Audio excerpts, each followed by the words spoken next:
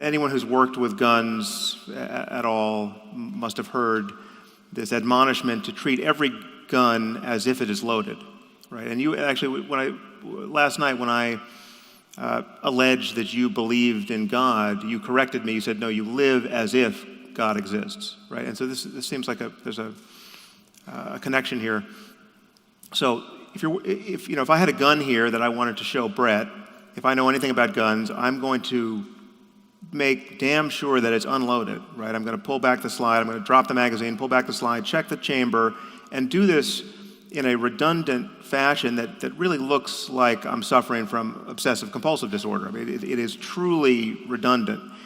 And then I'll hand it to Brett, and if Brett knows anything about guns, he will do the same thing, having just seen me do it.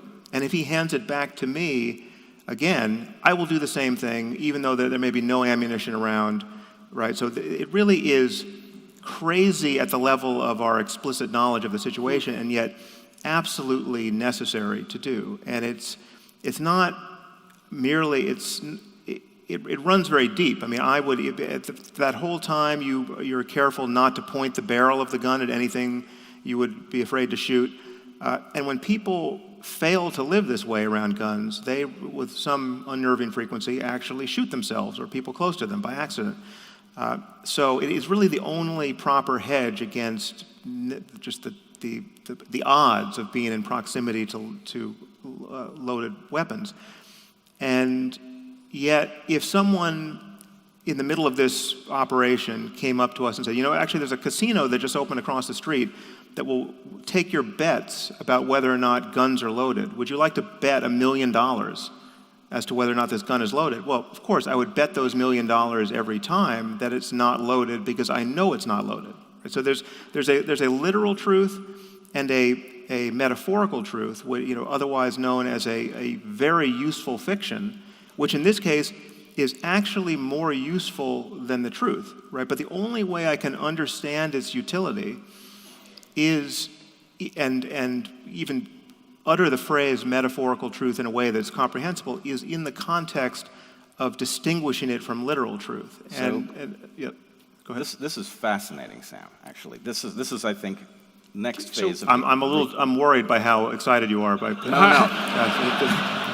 So I have a little story that might be helpful about that, and so you can tell me what you think about. You can think about this. Okay, so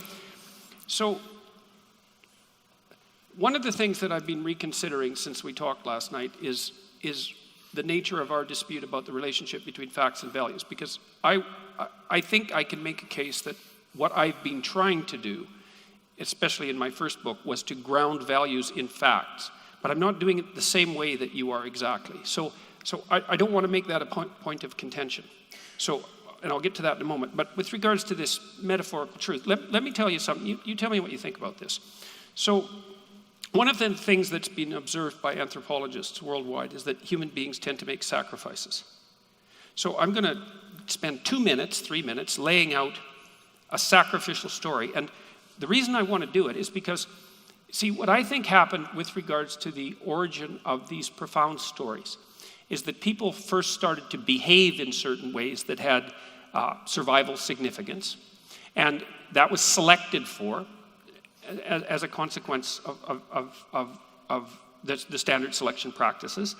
And so that was instantiated in behavior.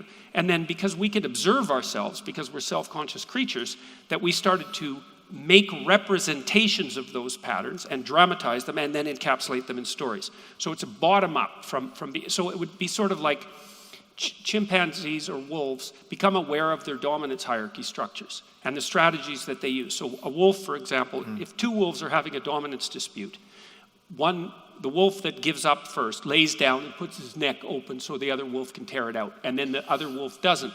And you could say, well, it's as if a wolf is following a rule about not killing a weaker member of the pack. Of course, wolves don't have rules. They have behavioral patterns.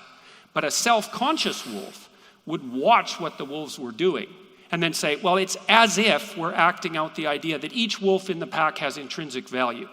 And then that starts to be, and maybe the wolves would have a little story about the heroic forbearing wolf that doesn't tear out the neck of its opponents, and that's good wolf. Well, that's good wolf ethics, and so, but it's grounded in the actual behavior. Okay, so we'll put that aside for a second. Now, here's the sacrificial story. So human beings have made sacrifices. It seems to be a standard practice all around the world. And in the biblical narratives, they would often sacrifice something of value, like a valuable animal. Well, like a child. Let's start. Well, look. I'm not making light of this. I know that human sacrifice was a part of this. Yeah, And but that's again. So just to give you a crib on where my mind goes here is human sacrifice is as old a religious precept as we know about. Yes. It's a cultural universal. The other sacrifices are derivations from it. Circumcision is a surrogate for the far more barbaric act of human sacrifice, and it answers every test you would put to it with respect to its archetypal significance, its compelling presence in stories across all cultures. But the horror is that it actually has taken place in all these cultures based on explicit beliefs in the presence of just right. Well, Arthur oppressive Kessler, scientific ignorance. Arthur Kessler used that as the argument for the essential insanity of humanity.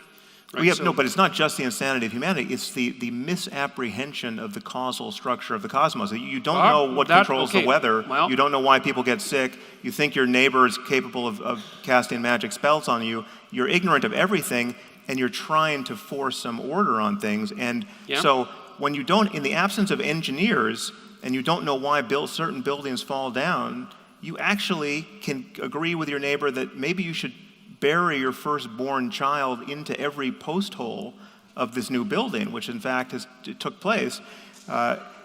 And it's the consequence of ignorance. And so the problem is, if you're only going to talk about this purified notion of sacrifice. But it's a very strange consequence of ignorance, Sam. It's the notion that we're in relationship to invisible others that can mistreat us based on our not having offered enough. We are. But not precisely those others. Well, but we're in relationship to the invisible others who will judge us in the future. Okay, you're changing the noun in important ways. I know, but I'm also trying to understand, and I'm not trying to argue against the horror of child sacrifice.